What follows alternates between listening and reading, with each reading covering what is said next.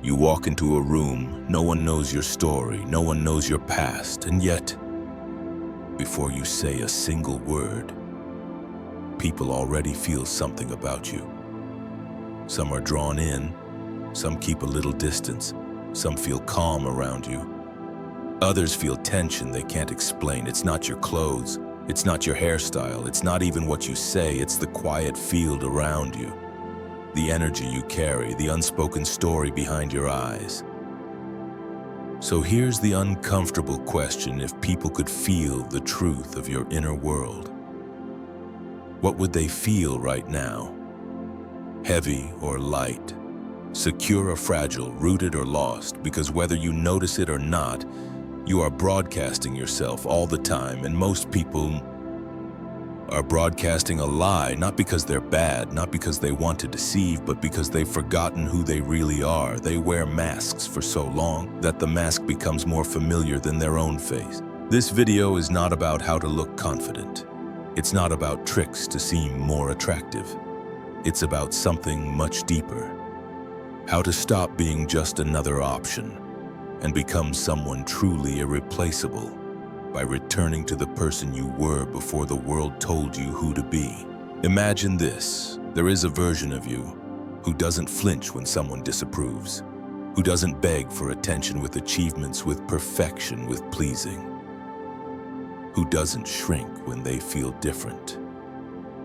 A version of you who walks into a room and doesn't need to perform. They just exist, and their presence says everything. You don't see this version in the mirror yet, but you feel it, quietly, like a distant echo. Sometimes in rare moments, you say something honest. You make a decision that feels deeply right, even if others don't understand. You listen to your own voice instead of the crowd. In those moments, you glimpse who you could be. Then fear returns.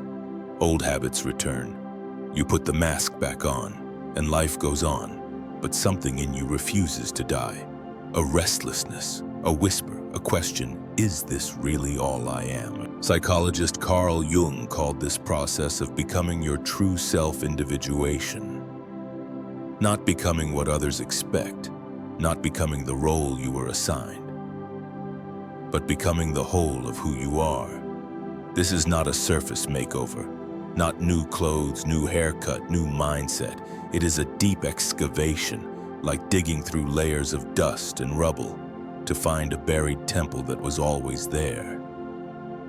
You were born without masks, then slowly, they were put on you.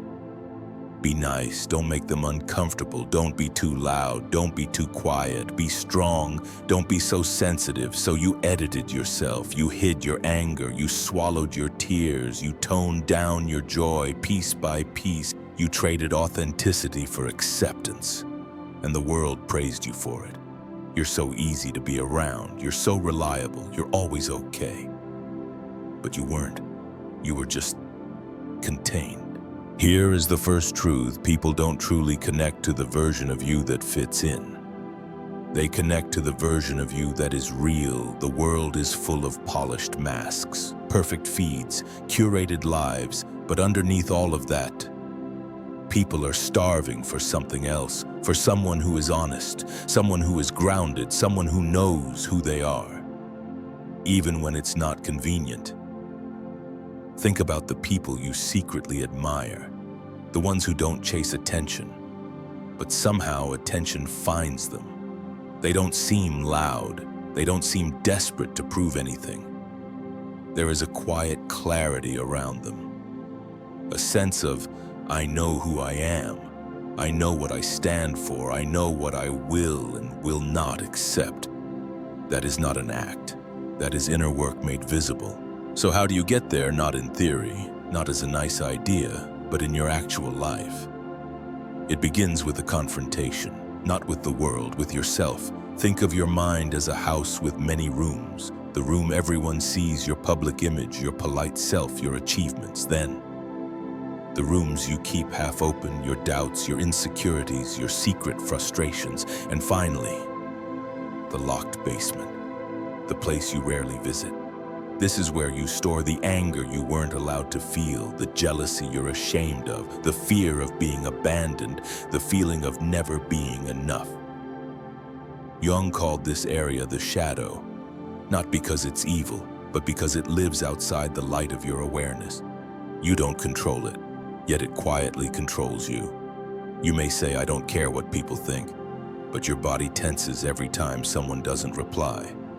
You may say, "I'm confident," but you avoid situations where you might be seen as inexperienced.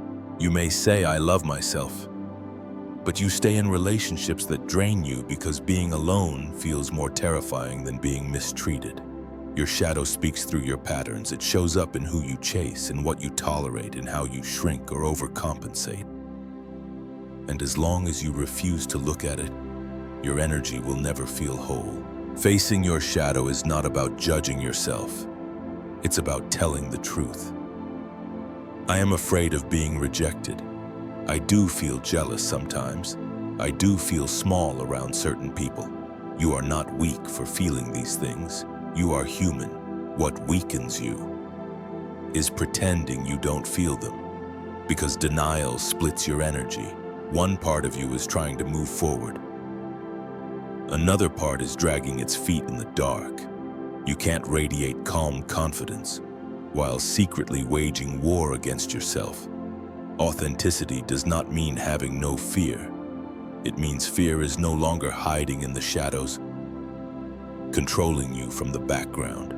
You see it, you name it, you work with it, and slowly but it loses its power. Think of a calm mountain lake. Its surface is still. It reflects the sky. You can see straight to the bottom. Now think of water during a storm. Waves foam broken reflections. You can't see anything clearly. The difference is not the water itself. It is the level of disturbance. Your energy works the same way. When you are at war with yourself, when you're constantly editing, hiding, performing, the surface of your being is stormy. People feel that even if they don't know why. You might say all the right things, you might smile at the right times, but something feels off. When you begin to accept yourself, when your thoughts, feelings, and actions are aligned, your presence becomes like the still lake, steady, clear, deep. People feel that too. They feel safe, they feel seen, they feel more honest around you because your honesty gives them permission. Here is the twist. You don't become special by trying to stand out. You become irreplaceable by becoming fully yourself. The tree in the forest does not think I must be taller than all the others. It simply grows as much as it can. It drinks as deeply as it can. It stretches toward the light as far as it can. That's enough. A human trying to shine by competing with everyone else will always feel exhausted, because their worth depends on being better than. Someone more attractive appears. Someone more successful appears. Someone more talented appears. Suddenly, their sense of self collapses. But a person rooted in authenticity is not built on comparison. They are built on knowing. This is who I am. This is what I value. This is what I allow in my life. This is what I no longer accept. From that place, they don't need to push their energy outward. It radiates naturally. Maybe you've chased proof of your worth for years. Perfect grades, a perfect body, the right job, the right partner, the right lifestyle. For a moment, these things feel like victory. Then the emptiness returns. Because you weren't really searching for success, you were searching for permission to believe you are enough, and that can never be given from the outside. You could receive praise from 1,000,000 people and still feel hollow if your own voice refuses to say, I am worthy. Now, as I am, work in progress, not finished, still worthy. So what does self-worth look like in real life, not in quotes? Not in theory. It looks like this. You stop chasing people who treat you as an option. You stop explaining yourself to those who only want to misunderstand you. You stop sacrificing your mental health to maintain an image. You rest when you're tired. You say no when something breaks your peace. You choose environments where your soul can breathe, not because you think you are better than others, but because you finally understand I am responsible for the quality of my energy, and not everyone gets access to it. At this point, you might wonder if I really choose myself. Won't I lose people? Yes, you will lose the ones who only stayed because you abandoned yourself. But you will gain something else, you. And when you return to yourself, your entire world begins to rearrange. Think of it like changing the signal you broadcast when you carry beliefs like I don't deserve much. I should be grateful for crumbs, I must accept whatever I'm given. You unconsciously tolerate situations that reflect that story. People who cross your boundaries, jobs that drain you, friendships that only come alive when they need something. It's not that you attract bad people, it's that your unhealed parts keep quietly saying, "This is the level I expect," as your self-worth rises. The old dynamics stop fitting. You start saying no, you start walking away, you stop explaining why you need basic respect. At first, this feels wrong. You might feel guilty, selfish, because your nervous system is used to self-abandonment. But over time, a strange thing happens. You feel lighter, less resentful, more peaceful, and space opens in your life. Space that life knows exactly how to fill. Jung used the word synchronicity to describe meaningful coincidences. Moments when the outside world mysteriously mirrors your inner state. You decide to finally honor your need for peace. And suddenly you stumble across a book or a message that speaks directly to your situation. You leave a draining environment and unexpectedly meet people who feel like home. You commit to your authenticity, and opportunities appear that match who you really are, not who you were pretending to be. Is it magic? Is it psychology? Maybe it's both. When you change the way you treat yourself, you naturally change the choices you make. And those choices place you in different rooms, around different people, in front of different doors. The world looks different because you are different. But let's be honest. This journey is not gentle. It will ask you to do things your old self avoids, to sit with uncomfortable feelings instead of numbing them, to pause instead of reacting from old wounds, to question, is this really my desire, or just conditioning I never examined? It will ask you to forgive yourself for the years you lived asleep, for the times you betrayed your own needs just to be loved, for the ways you abandoned yourself because you didn't know any better. Forgiveness is not saying it didn't matter. It is saying I will not keep punishing myself for the survival strategies I used when I didn't feel safe. You did what you knew. Now you know more. And knowing more is a responsibility. So where do you begin? Not with a grand transformation. Not with a dramatic announcement, with one small, honest act. One quiet decision that says, today I will be 1% more real than yesterday. Maybe you start a journal and answer a question without filters. What am I truly afraid of right now? Maybe you sit in silence for 5 minutes just to watch your thoughts without instantly becoming them. Maybe you look at one relationship and ask, how do I actually feel after spending time with this person? Energized, drained, numb. Your body knows. Maybe you set one boundary. 1. I can't talk right now. I need some time for myself this weekend. I don't feel comfortable with that. Your voice might shake. Your heart might race. That's okay. Courage is not the absence of fear. Courage is acting in alignment with your truth, even when fear is present. You don't have to rebuild your entire life today. You don't have to suddenly become perfectly authentic. You only have to stop lying to yourself. To stop saying I'm fine when you're clearly not. To stop pretending a situation doesn't hurt because you're afraid of what facing that hurt would mean. Authenticity is not a destination. It is a daily practice, a rhythm of notice, acknowledge, adjust. Notice when you slip into performance. Acknowledge why it's happening. Adjust even slightly toward what feels true. Over months, then years. These small movements add up. You look back one day and realize you no longer recognize the person who once obsessed over everyone's approval. You still care. You still love. But your center has shifted. You no longer stand on the fragile ground of others' opinions. You stand on something deeper, your own inner ground, somewhere in your future. You wake up and feel a quiet strength inside. You've faced your shadow enough times to know it no longer runs the show. You've practiced saying no enough to trust your boundaries. You've spent enough time alone to know you are not empty without others.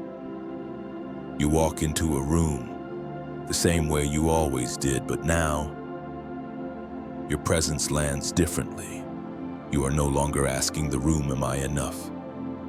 You already know. This knowing lives in how you carry your body, how you hold your gaze, how you respond instead of react. People feel it. Some are drawn closer, some quietly step away. Both are answers. You don't chase, you don't cling, you don't shrink, you simply remain. Your energy no longer says, please pick me. It says, I've already chosen myself. If you can meet me here with respect, with honesty, with reciprocity, you're welcome. If not, you're free to go.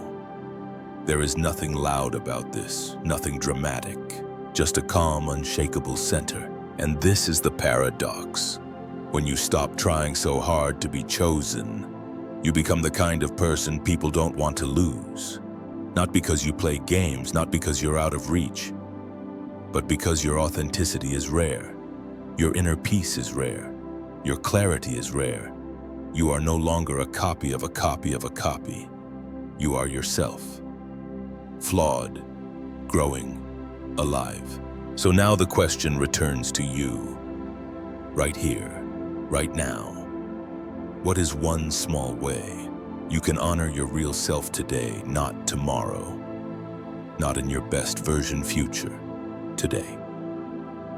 Is it one honest conversation, one boundary, one moment of stillness? One truth on a page you will never show anyone. You don't need to tell the world. You don't need to announce your transformation. Just begin. The moment you take that first inner step, the energy you broadcast shifts. Others may not understand why. They may not have words for it, but they will feel it. And more importantly, you will feel it. The quiet knowing that for the first time in a long time, you are walking toward yourself, not away. This is not the end of your story. It is the first conscious chapter. In the next one, you will discover how your authentic self shapes not just your inner world, but your purpose, your relationships, and the impact you leave behind. But for now, start with this. Ask yourself, what decision can I make today that aligns with who I truly am? Even if no one else ever sees it, then make it. That is how the world stops seeing you as just another option and begins to feel what you were always meant to be. One of a kind, impossible to copy, quietly and deeply irreplaceable.